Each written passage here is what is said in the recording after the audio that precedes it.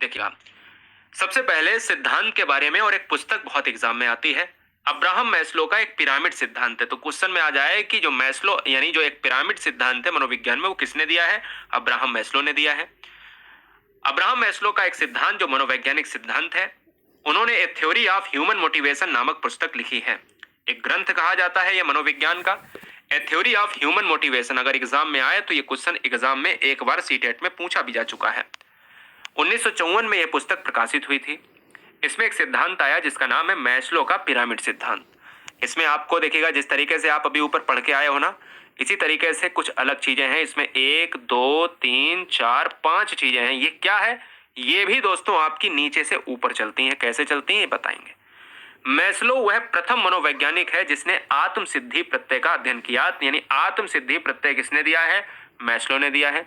ये आत्म सिद्धि प्रत्यय क्या है, ये आपके जीवन से जोड़ के मैं पढ़ा दूंगा तो आप जिंदगी में भूलना चाहोगे तब भी नहीं भूल पाओगे। मैस्लो के सिद्धांत न केवल मनोविज्ञान के क्षेत्र से संबंधित हैं बल्कि अध्यापन के क्षेत्र में भी प्रसिद्ध हुए। अध्यापन के क्षेत्र में प्रसिद्ध हुए यानी जीवन में, लोगों के जीवन में भी ये बहुत प्रसिद्ध हुए। अब आप कहोगे कि सर कैसे? शारीरिक आवश्यकताएं, सुरक्षा आवश्यकताएं, अपनत्व एवं प्यार, सम्मान और आत्मा, ये क्या है? ये सर क्या है? तो ये मैं आपको बताता हूं। जैसे इनके जो है, इनके क्वेश्चन में आ जाए कि अब्राहम मैस्लो के कितने चरण थे, तो अब्राहम मैस्लो के 5 चरण थे। एग्जाम में ये क्वेश्चन आता भी है। कौन से 5 चरण थे? यही 5 चरण थे। शारीरिक आवश्यकताएं, सुरक्षा आवश्यकताएं, अपनत्व एवं प्यार, सम्मान और आत्म यानी जो आत्म वास्तविकरण। आत्म वास्तविकरण का मतलब होता है कि बच्चा या कोई व्यक्ति अपने लक्ष्य को प्राप्त करता है। आत्म वास्तविकरण का मतलब होता है लक्ष्य। कैसे इसको जाने, कैसे ये समझे, मैं आपको बताता हूं। कोई व्यक्ति है, कोई व्यक्ति है, सबसे पहली उसकी आवश्यकता होगी शारीरिक आवश्यकता। शारीरिक आवश्यकता यानी उसको रोटी कपड़ा मकान चाहिए। सबसे व्यक्ति की सबसे नीड यानी आवश्यकता का सिद्धांत। तो क्वेश्चन में ये तो आपने लिखा ही नहीं, लिख लीजिएगा। आवश्यकता और मांग का सिद्धांत किसने दिया? आवश्यकता का सिद्धांत किसने दिया? आवश्यकता को इंग्लिश में कहा जाता है नीड। तो ये मैस्लो की कुछ 5 आवश्यकताएं हैं एक जीवन जीने के लिए। तो आवश्यकता और मांग का सिद्धांत दिया है अब्राहम मैस्लो ने।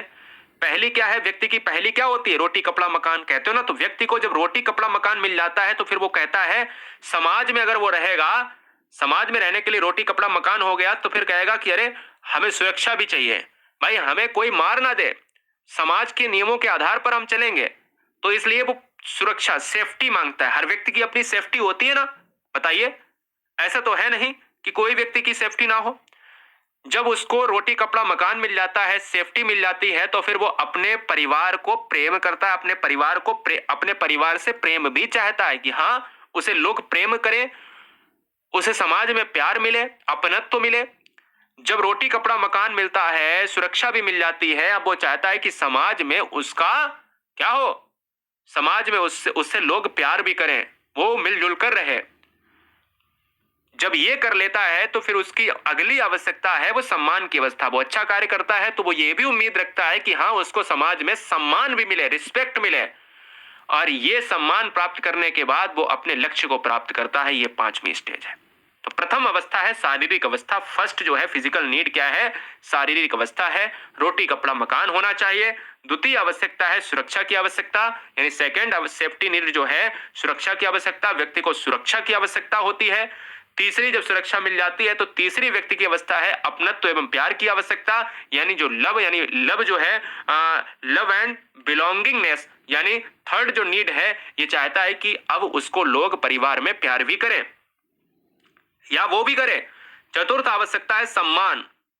अच्छे कार्य के लिए वो चाहता है कि समाज में उसका सम्मान हो, क्या हो? रिस्पेक्ट हो। और अंतिम अवस्था है, 5वीं अवस्था है दोस्तों, आत्म वास्तविकरण। फिफ्थ नीड है। 6 और 7 अवस्थाएं 2 और बाद में जोड़ी गई थी। इसमें 6 अवस्था है ज्ञान और समझ। ये आपको नहीं पढ़नी है, ठीक है ना? ये बात आपको याद रखना है। हम लोग